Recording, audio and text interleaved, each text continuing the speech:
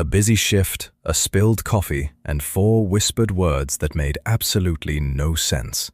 By that night, there were strangers parked outside her apartment building, and nobody would tell her why. The 6:15 flight to Chicago had been delayed by 2 hours, and every single passenger decided they needed coffee at the same time. Nova Callahan had been on her feet since 4 a.m. Table 7 wanted their eggs redone. Table 12 had been waiting on a refill for 20 minutes. The new girl had called in sick, which meant Nova was covering the whole east side of the restaurant alone. 40 seats, 2 servers, one of them gone. She moved fast. She always moved fast. It was the one advantage of being the quietest person in any room. She didn't waste time talking. She communicated with nods, with her notepad, with a small whiteboard she kept clipped to her apron when things got complicated. Most regulars already knew her system.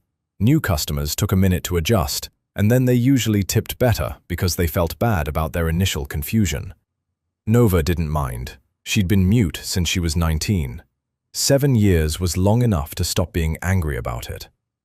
She was carrying a full tray, 4 coffees, 2 orange juices, a plate of toast, when the man stepped out of the corridor without looking. She turned the corner at the same moment he did. The tray caught the edge of his arm and tilted. She grabbed for it. He grabbed for it. One coffee went over the edge and landed on the floor between them, the lid popping clean off and sending a splash across his shoes. Nova froze. He was tall, dark suit, no tie, the kind of calm on his face that didn't look like patience. It looked like control. The 2 men standing just behind him had already stepped forward, but he raised one hand without looking at them, and they stopped.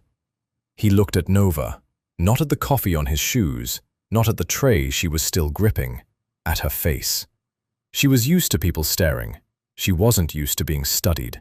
His eyes moved across her features slowly, the way someone looks at a document they're trying to memorize rather than just read. It lasted maybe 4 seconds, long enough to be strange. Then he leaned in slightly and said, very quietly, "You're 3 days early." Nova stared at him. She reached for her notepad, uncapped her pen, and wrote, "I work here. I'm sorry about your shoes." She turned the notepad toward him. Something shifted in his expression. Not surprise, exactly. More like recalibration. He read the note. He looked at her face again. Then he straightened up and said, "No, the fault was mine." He walked away. His 2 associates followed without a word.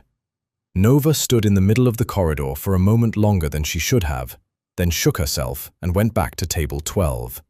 She didn't think about it again until she was clocking out at 2 in the afternoon and noticed the same man sitting in the far corner of the terminal, near gate C14, with a cup of coffee and a phone he wasn't looking at. He was looking at her. She walked to her locker, changed out of her uniform, and took the employee exit. By the time she reached the parking structure, she'd almost convinced herself it was a coincidence. Then she saw one of his associates leaning against a pillar near her car. The man wasn't doing anything, just standing. But he watched her walk to her vehicle, and he didn't pretend otherwise. Nova got in her car, locked the doors, and sat there for a moment. She was a waitress. She had $43 in her checking account and a lease on a studio apartment that was overdue by 11 days. There was nothing about her life that made any sense as a reason to be watched. She drove home anyway, because what else do you do? His name was Zane Morrow, and by 8 o'clock that evening, he knew 3 things about Nova Callahan that he hadn't known at noon. 1. She had worked at the Denver International Airport restaurant for 4 years, had a clean record, no priors, no connections to anyone in finance, law, or organized business of any kind. 2. She had lost her voice in a car accident at 19, which was documented in 3 separate medical records his analyst had pulled in under an hour. 3. Her surname was Callahan. Not a common name, not a coincidence he was willing to dismiss. He sat in the back of a car parked 2 blocks from her apartment building and read the file on his phone. Everything about her checked out as genuine. The job, the apartment, the quiet routine. No travel history that raised flags. No phone calls to numbers that mattered. But her name was Callahan. And somewhere in this city, or close to it, there was a woman named Sienna Callahan who was carrying information that could unravel 4 years of carefully arranged business. Sienna Callahan, who wasn't supposed to arrive until 3 days from now.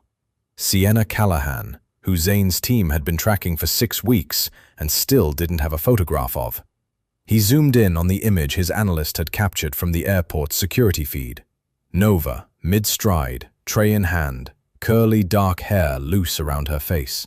He pulled up the partial description they'd built on Sienna from second-hand accounts. Dark hair, similar height, similar build. He closed both files and looked out the window at her building. Either this was the strangest coincidence he had ever encountered, or someone had gone to a great deal of trouble to make Nova Callahan look like she had nothing to do with any of this. He intended to find out which one it was. Zane didn't sleep. That wasn't unusual. He hadn't slept more than 5 hours on any given night in the last decade. There was always something that needed his attention, always a problem sitting at the edge of his mind, like a stone he couldn't stop turning over. But that night, it wasn't business keeping him awake. It was her face. Not in the way people assumed things about men like him.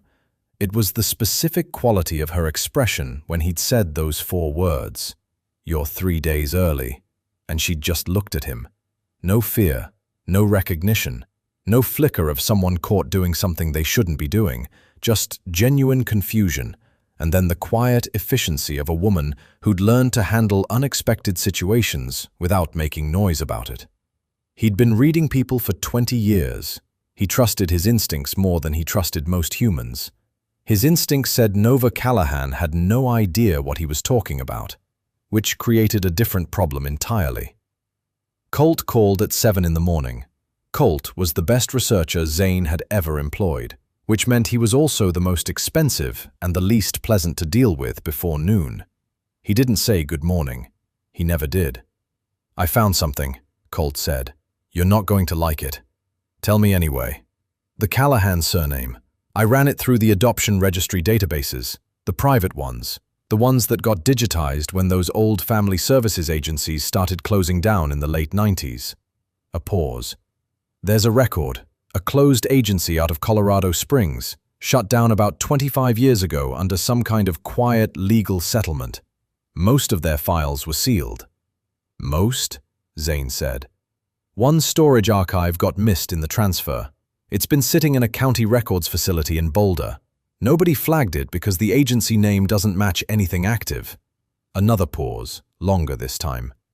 "Zane, there's a photograph in the file." "What kind of photograph?" "Twin infants, birth record attached, Callahan." The file was split, meaning 2 separate placement records were created from the same birth. 2 different families, 2 different cities. Zane was quiet for a moment. Outside the window, Denver was waking up, gray and unhurried. "Send me the address in Boulder," he said. The county records facility was a beige building that smelled like old carpet and printer ink. A woman at the front desk with reading glasses on a beaded chain gave Zane a form to fill out. He filled it out under a name that wasn't his and handed it back with a smile she seemed genuinely pleased by. The archive room was in the basement. Zane found the storage box himself. Colt had been specific about the shelf and row, and he opened it on a folding table under fluorescent lights. The photograph was near the bottom, tucked inside a manila envelope that had gone soft with age. 2 infants, a hospital blanket, a handwritten label on the back in faded pen. Callahan, placement approved, 1998. He stood there looking at it for a long time. 2 girls who had never known about each other, separated not by tragedy or circumstance, but by paperwork, by an agency that had apparently promised the same child to 2 different families, and then solved the problem by pretending there was only 1 child at a time.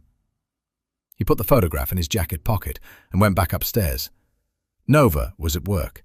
She knew something was wrong before she could identify exactly what. It was a feeling. The specific discomfort of being in a familiar place that had quietly shifted overnight. The airport restaurant was the same as always. Same tables, same hiss of the espresso machine, same rolling announcement from the gate boards overhead. But twice before noon, she caught herself looking over her shoulder for no reason she could name. On her break, she sat by the window near gate B7 and watched the foot traffic move through the terminal. Travellers with rolling suitcases, families with strollers.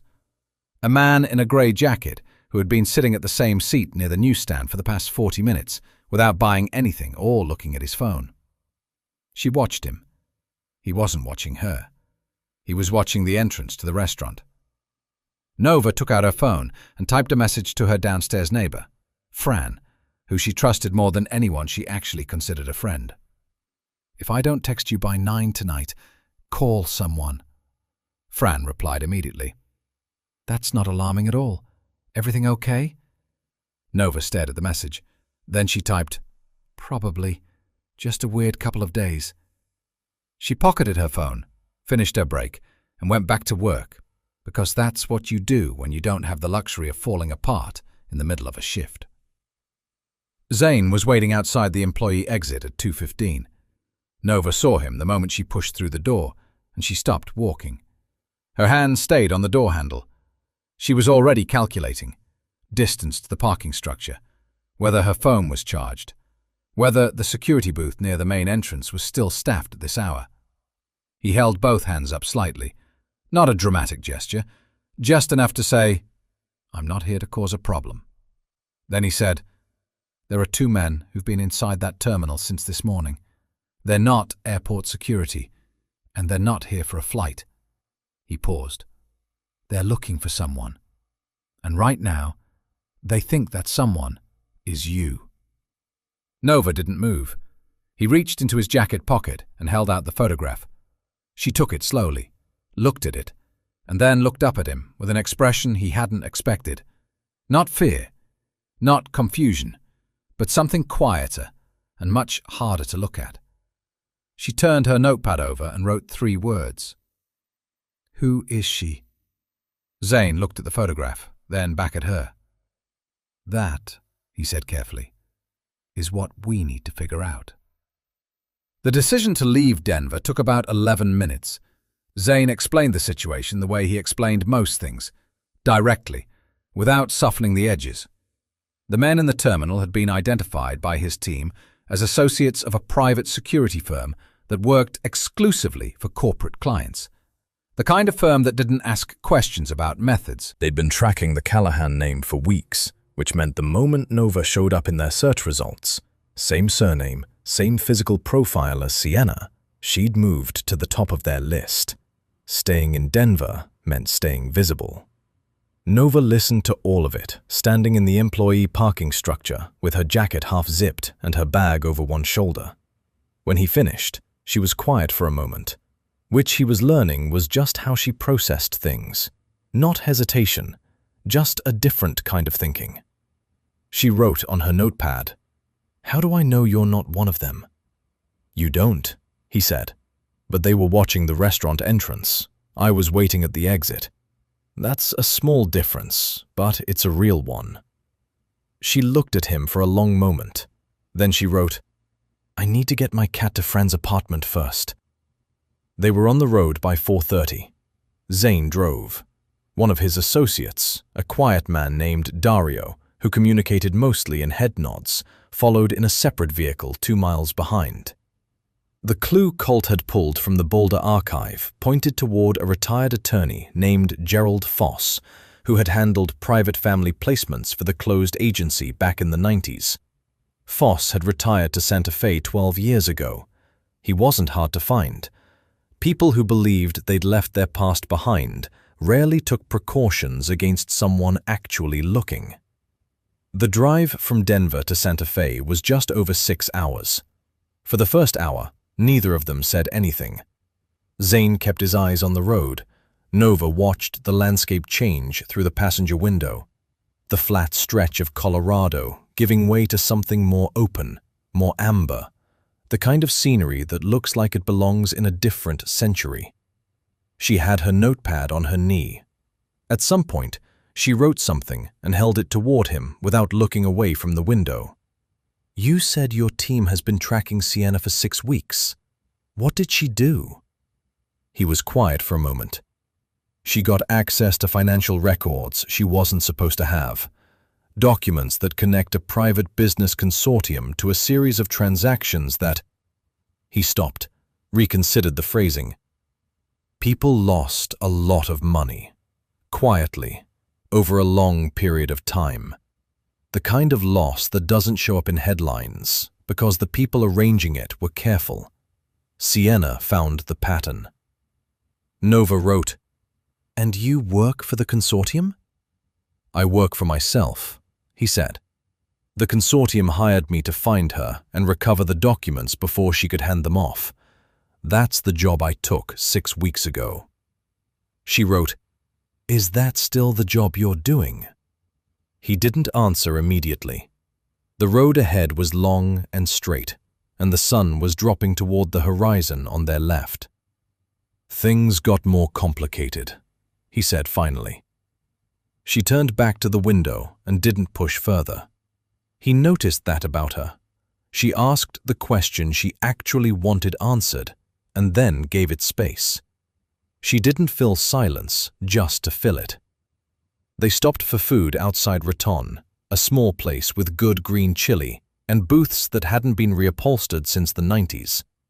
Nova ordered by pointing at the menu, which the waitress handled without comment, and Zane found himself watching her navigate the exchange with the same quiet efficiency she'd shown at the airport. No frustration, no over-explanation. She knew exactly how to move through a world that wasn't built for the way she communicated.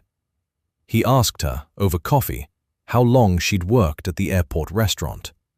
She held up 4 fingers. "You like it?" She tilted her hand side to side.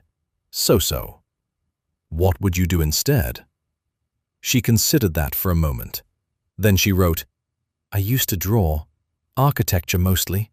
Buildings I wanted to exist but probably never will." "Why'd you stop?"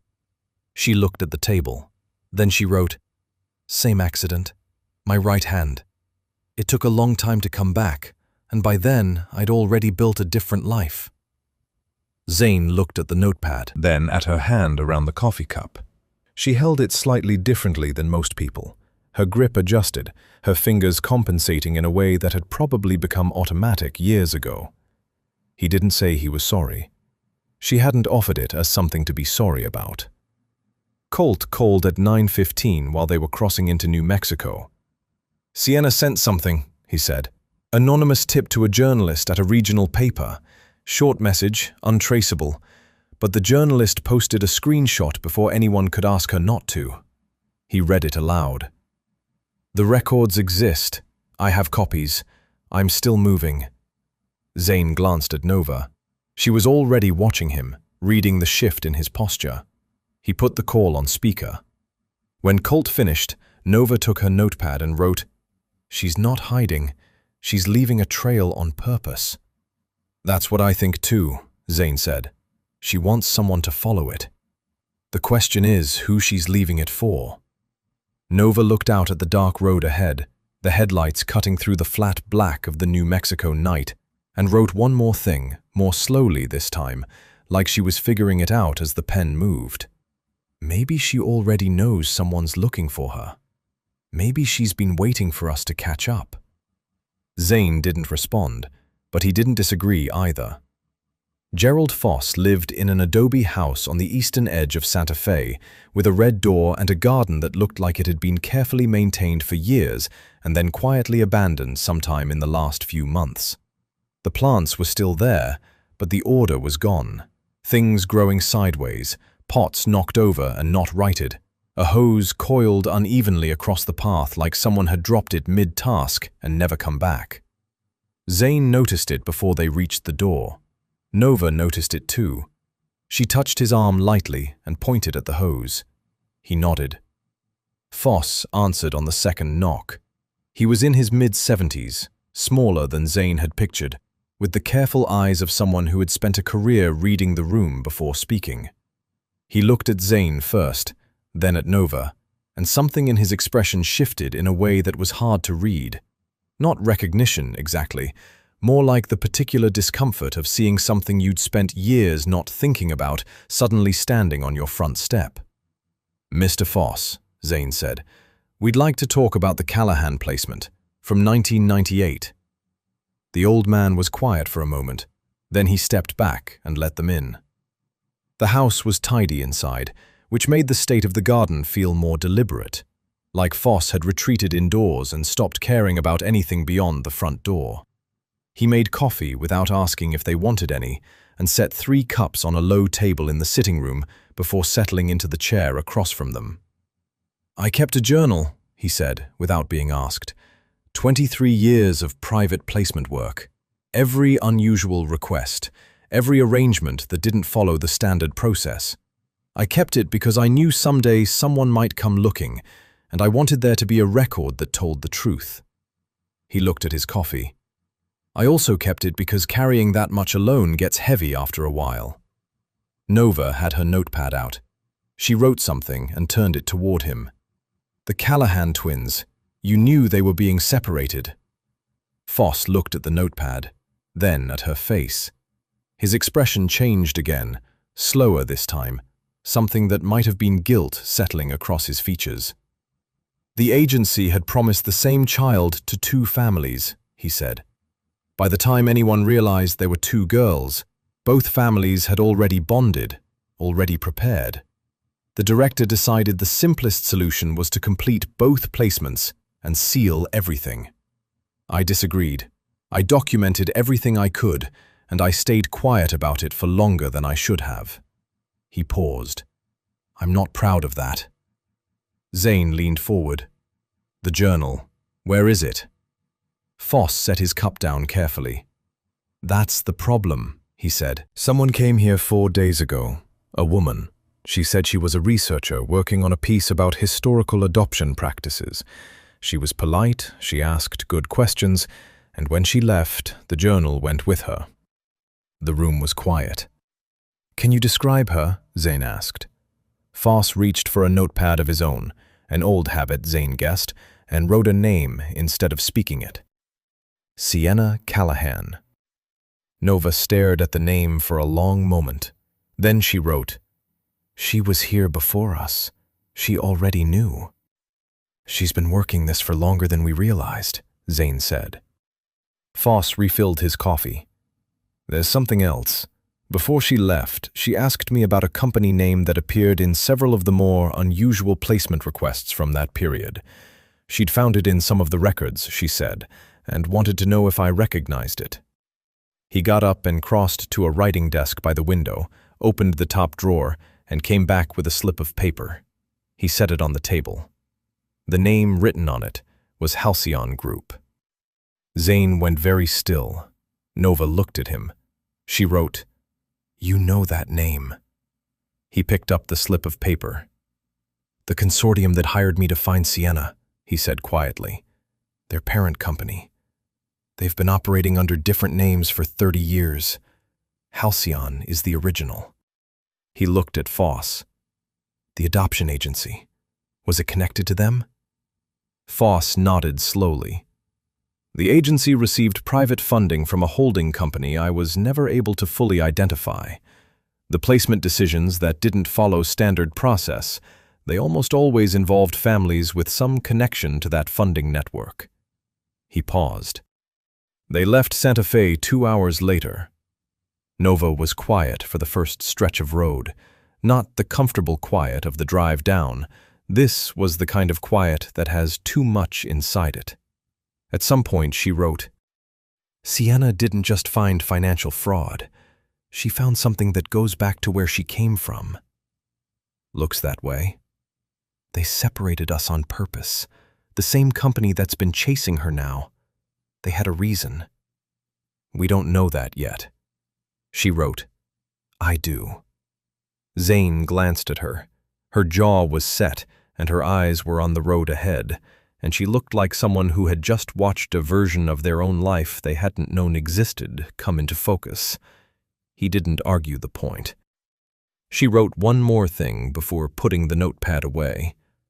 "Wherever Sienna went next, she knew we'd find Foss. She knew we'd follow. She's not running from us, Zane. She's building something, and she needs us to catch up before someone else does. The highway stretched out ahead of them, long and flat, Phoenix somewhere in the distance beyond the darkening sky. Whatever the Halcyon group had buried 30 years ago, Sienna Callahan had been pulling at the thread. And now, Nova was pulling it too. The technology conference in Las Vegas was called Nexus Summit, and it ran across 3 floors of a hotel so large that the lobby alone could have swallowed Nova's entire apartment building. Colt had found the lead 2 days earlier, a registered attendee list that included a shell company Nova had spotted woven through the adoption records. The company had booked a private meeting room for the final evening of the conference. Someone connected to Halcyon Group would be there. And based on the pattern Sienna had been leaving, the journalist tip, the visit to Foss, the deliberate trail, Colt believed Sienna would be there too. Zane had secured credentials for both of them, business partners attending a tech investment panel. Nova's badge read N. Reeves, Zane's read Z. Harmon. She had looked at the badge for a moment before clipping it to her blazer, then written on her notepad, "Do I look like a tech investor?" "You look like someone who knows something everyone else in the room doesn't," Zane said. "That's close enough." The conference floor was loud in the specific way that large professional gatherings always are. Not chaotic, just relentless. Panels running simultaneously in adjacent rooms, screens cycling through product demonstrations, clusters of people in expensive casual clothing talking with the focused energy of those who believe every conversation is a potential transaction. Nova stayed close to Zane without making it obvious. She had learned quickly that moving through crowds with him was different from moving through them alone. People stepped aside without being asked, conversations paused when he entered a room, and nobody lingered too long in his line of sight. It wasn't aggression, it was the particular gravity of someone who had never needed to announce himself. They spent the first 2 hours working the floor separately, Zane taking meetings with 2 contacts who owed him information, Nova moving through the exhibition space with her badge and a glass of water, watching faces. She was good at watching faces, always had been. It was on the 2nd floor, near a row of display panels showing investment portfolios, that she saw the photograph. It was part of a slide deck running on a screen mounted above a booth, a sponsor reel cycling through partner profiles. Most of the slides were logos and graphs, but one slide was a team photograph. 8 people standing in front of a building, and the 3rd person from the left, partially turned away from the camera, dark hair, familiar jawline. Nova stopped walking. The slide changed before she could look longer. She stood in front of the screen and waited for the reel to cycle back around. It took 4 minutes. When the team photograph returned, she looked at it carefully.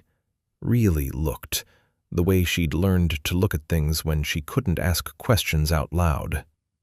The woman was her height, her build. The angle made a full comparison impossible, but the profile, the curve of the jaw, the particular way she held her shoulders. The slide changed again. Nova found Zane on the ground floor near the registration desk and pulled his sleeve. She wrote on her notepad, "2nd floor, the sponsor reel on the east wall, 3rd person from the left in the team photo. Watch it." He went. She followed. They stood in front of the screen together for 1 full cycle of the reel. When the photograph came back, Zane went very still beside her. He didn't say anything for a moment. Then, "That's her." Nova stared at the image, at the woman who had her jaw and her shoulders and her dark hair, and a life that had gone somewhere completely different from Nova's own. She wrote, "That's my sister." Not a question, a fact she was saying out loud for the first time, on paper, in a crowded room in Las Vegas, while a slide reel cycled overhead. Zane looked at her. "You okay?" She thought about it honestly. Then she wrote, "Ask me again in an hour." They found the booth the photograph belonged to, a consulting firm called Meridian Partners that, when Colt ran it within the hour, turned out to be registered to a holding address connected to a subsidiary of the Halcyon Group. Whoever Sienna had been working with or working against, she had been close enough to them to appear in their promotional material, which meant either she had infiltrated them more deeply than anyone realized, or she had been one of them at some point. Zane didn't share that second thought with Nova. Not yet. At 7:15, during a networking break between panels, Nova was standing near the floor-to-ceiling windows on the east side of the second floor when she felt the specific sensation of being watched. She turned slowly. Across the room, near the stairwell entrance, a woman in a dark blazer was looking directly at her. Same height, same build, dark hair pulled back, which made the resemblance land differently than the photograph had. Cleaner, more undeniable. The woman's expression was careful and controlled, the look of someone running calculations behind their eyes. Nova didn't move. The woman didn't move either. For 4 or 5 seconds, they simply looked at each other across a room full of people who had no idea what they were witnessing.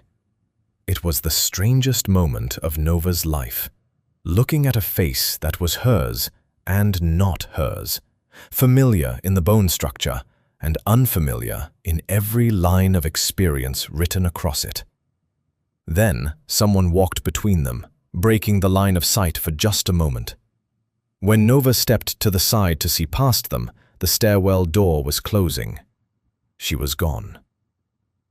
Nova found Zane in under a minute and wrote fast.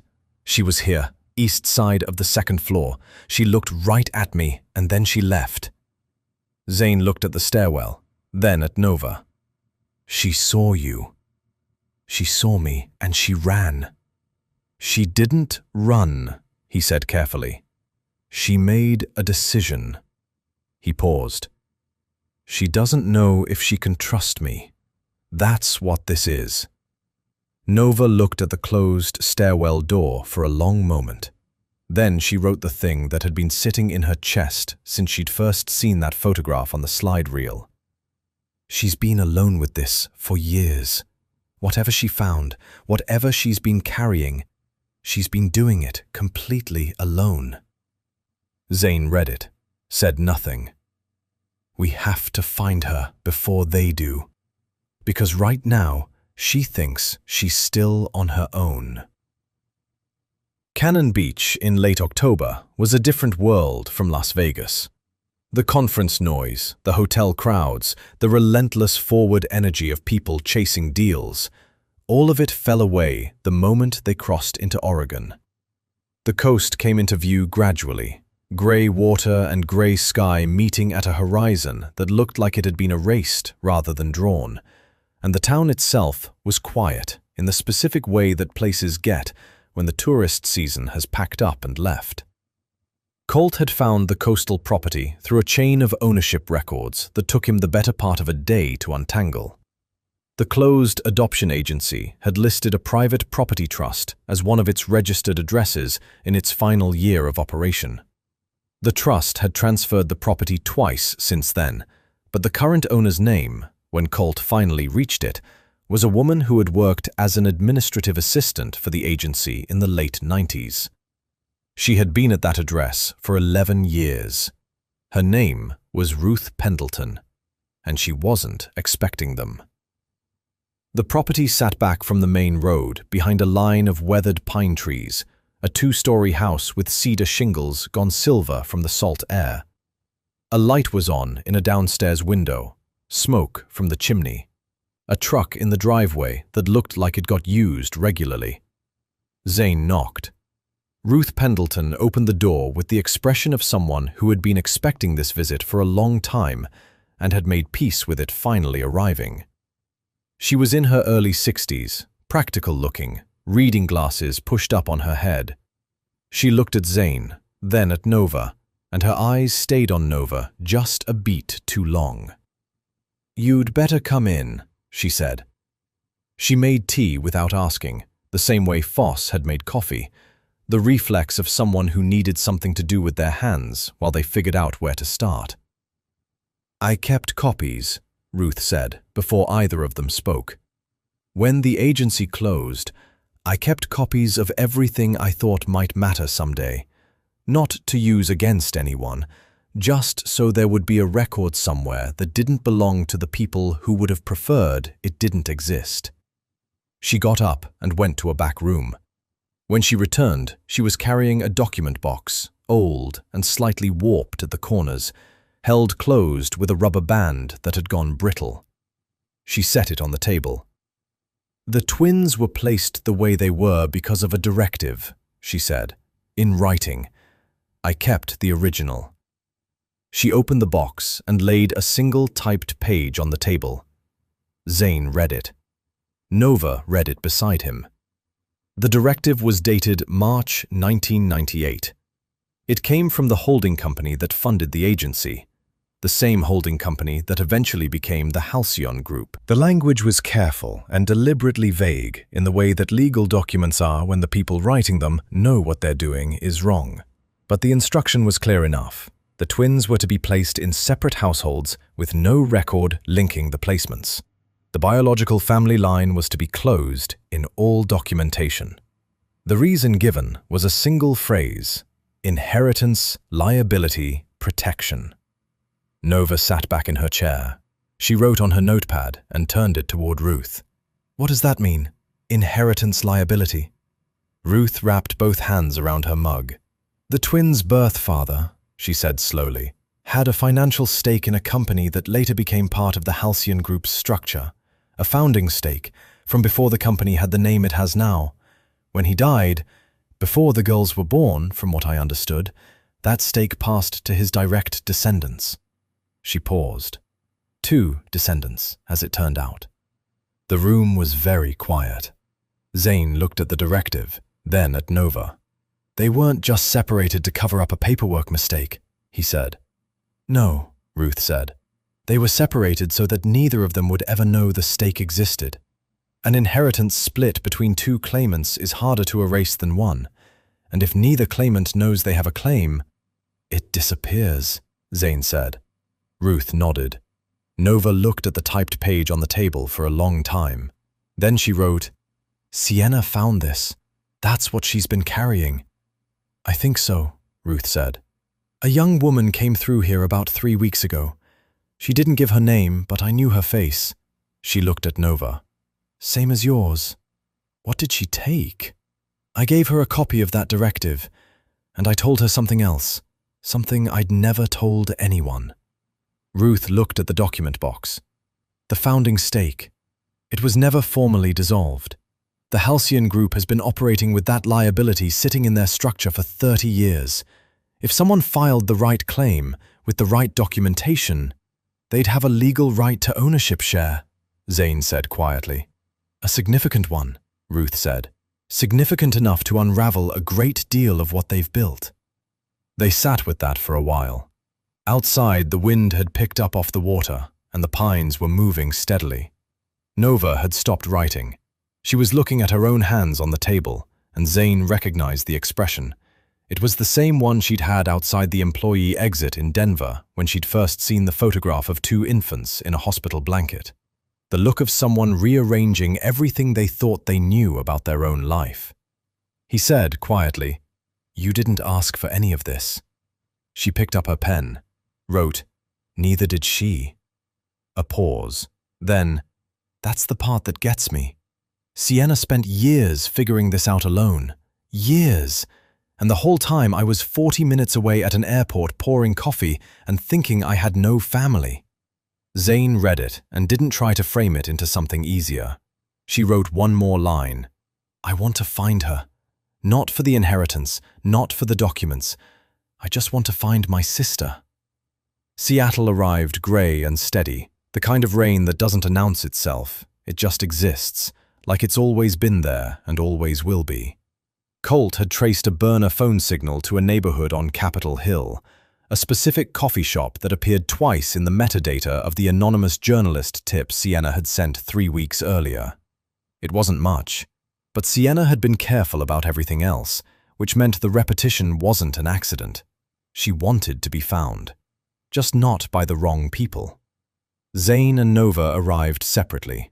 His idea, 2 people walking in together, drew more attention than one, and if Sienna was watching the entrance, she needed to see Nova alone first. It was the only way she'd stay. Nova pushed open the door of the coffee shop at 11 in the morning and found a corner table. She ordered by pointing, the way she always did, and the barista moved on without event. The place was small, mismatched furniture, the smell of dark roast and rain coming in every time the door opened. A chalkboard menu, a cat sleeping on the windowsill, who had clearly been there long enough to become part of the decor. Nova sat with her hands around her cup and waited. She didn't have to wait long. 20 minutes after she sat down, the door opened, and a woman in a dark green jacket walked in, scanned the room once, and found Nova's face. Sienna Callahan looked exactly like her photograph, and nothing like it at the same time. The photograph had been a profile, partial and professional. In person, she was sharper somehow, the intelligence in her eyes more visible, the tension she was carrying more apparent in the set of her jaw and the careful way she moved through the room, tracking exits and other faces before she reached the table. She sat down across from Nova without speaking. For a long moment, they just looked at each other. Nova had thought about this. She'd had days to think about what she would do when this moment came, what she would write, how she would start, what the right first words were for meeting someone who shared your face and your blood, and 26 years of complete mutual ignorance. In the end, she just opened her notepad and wrote, "I'm Nova." Sienna looked at the notepad. Something in her face shifted, not breaking exactly, more like the particular release of a person who has been holding something rigid for a very long time and finally lets it go by 1 degree. "I know," she said. "I've known about you for 8 months." Nova wrote, "How?" "The adoption records. When I found the directive, the one that ordered our separation, your name was in the second placement file. Nova Callahan, Denver." She paused. "I looked you up. I found the airport, the restaurant. I even went there once, 2 months ago, sat at one of your tables." A pause that carried more weight than most silences. "You brought me coffee. You smiled when I pointed at the menu." Nova stared at her. "You were there, and you didn't say anything." "I didn't know if it was safe.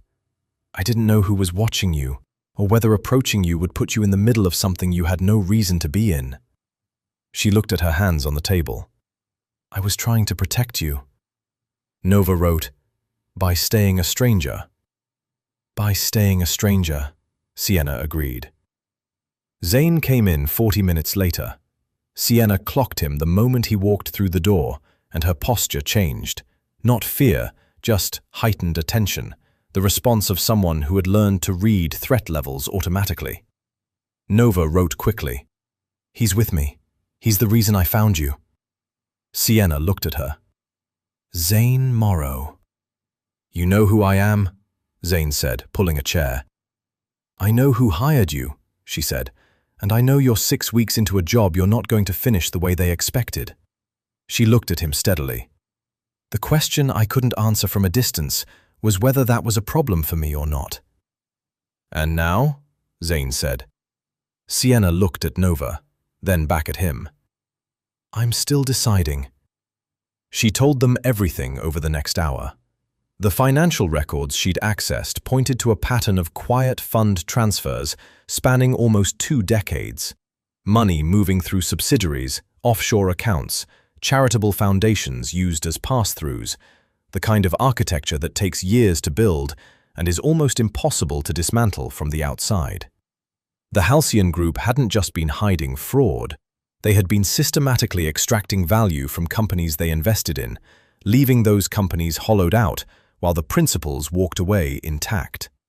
And underneath all of it, holding the entire structure together, was the founding stake, the inheritance that belonged to Nova and Sienna by direct lineage. If the stake is claimed, Sienna said, it forces an audit of the full ownership structure. Every transfer, every account, every subsidiary. It unravels from the inside. Which is why they've been chasing you, Zane said. They don't care about the fraud being exposed, Sienna said. Fraud can be managed, settled, quietly resolved. What they can't survive is the ownership claim, because the moment that's filed, everything they've built is contestable. Nova had been writing as Sienna talked, keeping her own notes. Now she stopped and wrote one thing. You said you had a document. One specific document they were afraid of. Sienna's expression changed. A signed agreement from 1997, she said. The original founders establishing the stake and its inheritance terms. It predates every restructuring they've done, every name change, every subsidiary. It goes straight through all of it. She paused. I had it. Physical copy, notarized, irreplaceable. Had, Nova wrote.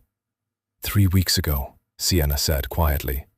Someone broke into the place I was staying in Portland. They didn't take anything else. Just that. The table was quiet. Zane leaned back slowly. Someone knew exactly what they were looking for. Someone who knew exactly where I was, Sienna said. She looked at him with the careful eyes of someone delivering information they've been holding carefully. Someone who had been tracking my movements from the beginning. Someone with access to information about this case that only a small number of people had. She let that sit. Nova looked at Zane.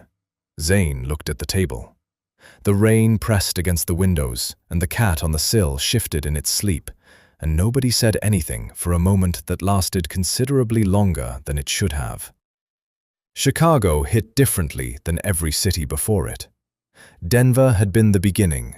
Santa Fe and Phoenix had been discovery. Las Vegas and Oregon had been revelation. Seattle had been reunion. Chicago felt like a reckoning, the kind of city that suited it, all hard angles and lake wind, and a skyline that didn't apologize for how much space it took up. They flew in the morning after Seattle. Sienna came with them. It hadn't been a long conversation. She'd looked at Nova across the coffee shop table, then at Zane, and said simply, "I've been doing this alone long enough." Nova had written nothing in response. She'd just nodded, and that had been enough. The lead that brought them to Chicago was Colt. Not information from Colt. Colt himself. Zane had called him from the airport in Seattle, running through everything Sienna had told them. The stolen document, the Portland break-in, the tight circle of people who had known enough about Sienna's movements to find her that precisely. He'd been listing the possibilities out loud, working through it the way he always worked through problems, and somewhere in the middle of it, Colt had gone quiet in a specific way. Not the quiet of someone thinking, the quiet of someone who has stopped breathing naturally. Zane had noticed it and kept talking, filing it away. He'd ended the call normally and sat for 10 minutes in an airport chair with his elbows on his knees, looking at the floor, rearranging everything. Then he'd called a separate contact, someone entirely outside his regular operation, and asked for a full audit of Colt's communication records over the past 6 weeks. The results came back on the flight to Chicago. Colt had been feeding information to a secondary contact since week 2 of the job. Not everything. He was careful enough to keep the flow selective, which was how he'd managed it for so long without triggering anything. Location updates, mostly. Movements. The Boulder Archive discovery. The Santa Fe lead. The Las Vegas conference. Every significant step Zane had taken, someone else had known about within hours. The secondary contact traced back through 2 layers of routing to a private address in Chicago, registered to a man named Declan Firth. A name that landed in Zane's chest like something physical, because Declan Firth was not a stranger. He was the man who had brought Zane into the Halcyon job in the first place, the intermediary who had sat across from him 6 weeks ago in a quiet restaurant and laid out the terms. Zane had trusted him with the broad shape of the operation. He hadn't trusted him with the details, but Colt had filled those in. He told Nova and Sienna in the hotel room that evening, laid it out the same way he laid everything out, directly, without managing the edges. When he finished, the room was quiet for a moment. Sienna looked unsurprised, which itself was information. "Firth," she said. "He's the one who first flagged my name to the consortium. 6 months before they hired you, he was already building the case that I was a threat." She paused. "I didn't have his name until now." Nova was writing. She turned her notepad toward Zane. "Colt told him about us, about everything we found." "Yes." "Which means Firth knew about the coastal property, about Ruth." Zane had already thought about this. He'd called Ruth Pendleton from the plane. She was fine, had driven to her sister's place in Portland that morning for reasons unrelated to any of this, which was the best piece of luck the whole trip had produced. "Ruth is safe," he said. Nova wrote, "And the original document, the 1997 agreement." If Firth had Sienna's location in Portland, he arranged the break-in, Zane said. "Yes, so he has it." "He has it," Zane said. "Or someone above him does." Sienna leaned forward. "Firth doesn't keep things. He moves them. That's what he does. He's a handler, a courier of information and materials between the people who make decisions and the people who carry them out. If he took the document, it's already been passed up the chain." She looked at Zane. "Which means it's sitting with whoever runs the Halcyon Group's inner structure." "I know who that is," Zane said. Both women looked at him. "There's a man named Harlan Voss," he said. "He doesn't appear in any public records connected to Halcyon. He's not on any board, not in any filing, but he's been at the center of their operations since the beginning." He paused. "Firth introduced us once, briefly, at the start of the job. Voss wanted to look at the man handling the search. I didn't think much of it at the time." "Where is he?" Sienna asked. "Chicago," Zane said. "He keeps a private office in a building near the waterfront. Has for years." He cut contact with Colt that night. No confrontation, no explanation. He simply stopped responding to messages and routed everything through the separate contact he'd used for the audit. Clean and complete. The professional relationship was over, and Zane felt the specific flatness that comes not from anger, but from the confirmed loss of something you'd relied on. He'd trusted Colt's judgment for 4 years. He'd paid him well and given him access and taken his read on situations as seriously as his own. And Colt had decided, at some point in the past 6 weeks, that a different arrangement suited him better. People made those choices. Zane had seen it before. It didn't get easier to absorb. Nova found him on the small balcony of the hotel room late that night, lake wind coming off the water, city noise below. She stood beside him for a moment and then wrote on her notepad and held it up without looking at him. "This isn't your fault." He looked at the notepad, then out at the lake. "I chose him," he said. She wrote, "You trusted someone. That's different from fault." He didn't answer, but he stayed on the balcony longer after she went inside, and somewhere in the middle of watching the city lights reflect off the dark water, he made a decision that had nothing to do with the job, or the document, or the Halcyon Group. He was going to see this through for them, for Nova and Sienna both. Not because it was the job, because somewhere between Denver and Chicago, he had stopped being able to imagine walking away from it. Harlan Voss was not a difficult man to find. That was the thing about people who had operated without consequence for long enough. They stopped expecting consequences. His office building sat 4 blocks from the waterfront, 12 floors of glass and steel, with a lobby that required a keycard and a doorman who had clearly been chosen more for his size than his conversation. Zane had the building's layout from his separate contact by 6 in the morning. Floor 9, corner office, a small team, mostly administrative. Voss himself arrived at 8:30 every weekday without variation. Predictability was its own kind of vulnerability. Sienna had spent the previous night working through something she hadn't told them about until breakfast. She set a laptop on the hotel table and turned it toward them. "When they broke into Portland," she said, "they took the physical document, but they didn't know I'd already had it scanned. Every page, notarized stamps included." She paused. "I sent the file to 3 separate locations the same day I got the original. Different formats, different servers, different people I trusted." She looked at Nova. "One of them was a lawyer in Seattle I've worked with for 2 years. She's been holding it, waiting." Nova stared at the screen, then wrote, "You had a backup the whole time?" "I had to let them think they'd won something," Sienna said. "If they believed the document was gone, they'd stop moving and start consolidating, which means they'd bring everything back to the center." She looked at Zane. "To Voss." Zane looked at her for a moment. "You've been several steps ahead of everyone this entire time." Sienna picked up her coffee. "I've been doing this alone for 2 years.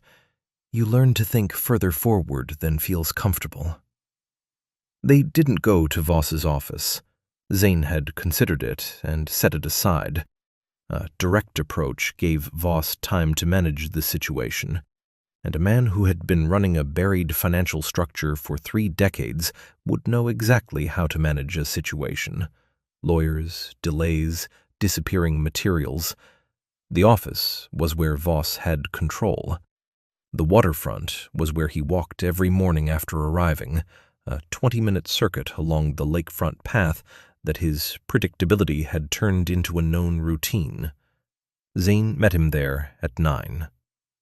Voss was in his early 60s, fit in the careful way of someone who maintained themselves deliberately, silver-haired, the kind of unhurried manner that came from decades of never having to rush for anything.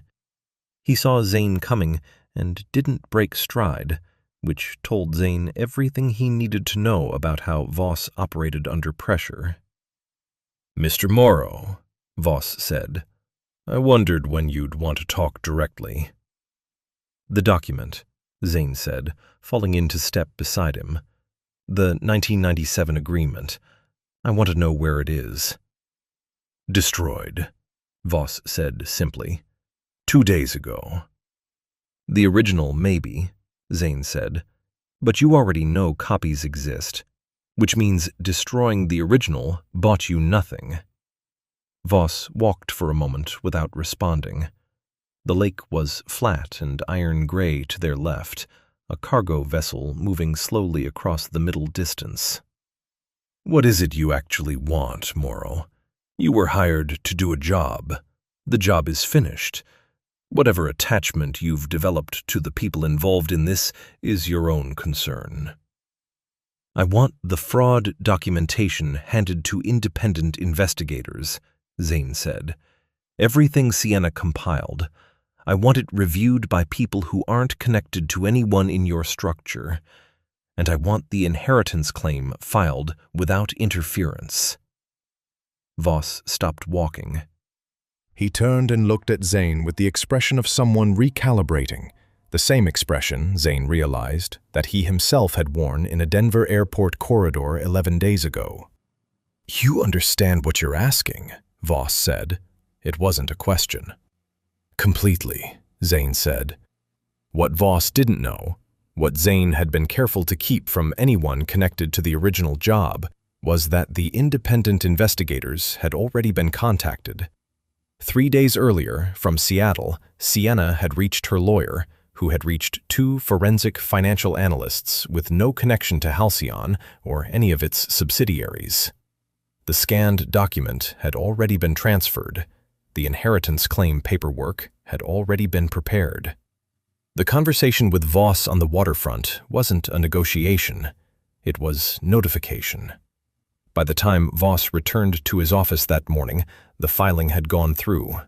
By afternoon, the fraud documentation was in the hands of people who knew exactly what to do with it and had no reason to sit on it. The story moved the way these things move when the right people finally have the right information. Not loudly, not immediately, but with the particular momentum of something that cannot be stopped once it starts. The Halcyon Group's structure, built across 30 years of careful arrangement, began coming apart from the inside exactly the way Sienna had said it would. Nova was at the lakefront when Zane came back. She was sitting on a bench with her jacket pulled close, watching the water, and she looked entirely like herself, quiet, settled in her own skin, the particular steadiness of someone who had been through something significant and come out the other side knowing more about who they were than when they started. He sat beside her. She wrote without looking at him. Sienna called. The filing went through. I know. She's staying in Seattle. She wants to start over somewhere she chose for herself. That makes sense. Nova looked at the lake, then wrote, I'm going back to Denver. Zane looked at her profile, the dark, curly hair, the curve of her jaw, the way she held her pen with the adjusted grip that had become second nature after years of compensating. 11 days ago, she had been a woman he'd followed home from an airport because her surname matched a name in a file. He said, I know. She turned and looked at him. He said, I'm coming with you. She held his gaze for a moment, reading his face the way she read everything, carefully, without rushing to a conclusion. Then she wrote, slowly, You don't have to do that. I'm aware, he said. She looked at him a moment longer. Then the corner of her mouth moved in a way that wasn't quite a smile, but was close enough. She wrote, There's a spare room in my building. Fran will ask you too many questions. I can handle Fran, he said. Several weeks later, Zane walked into the airport restaurant at Denver International during the mid-morning lull, when the breakfast rush had cleared and the lunch crowd hadn't arrived yet. He took a seat at a table on the east side, her section, and waited. Nova came around the corner with a tray and saw him, and stopped for just a moment, the same way she'd stopped outside the employee exit 11 days into a journey that had changed everything about what either of them thought their life looked like.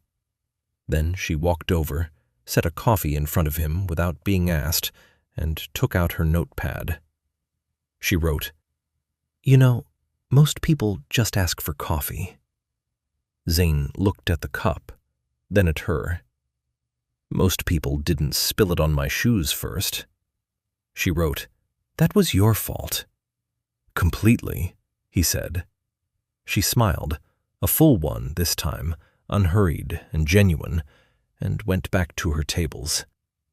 Zane picked up his coffee and looked out at the terminal, at the movement of travelers and rolling suitcases, and the constant low noise of a place where people are always either arriving or leaving. He was, for the first time in a long time, entirely sure of where he was going.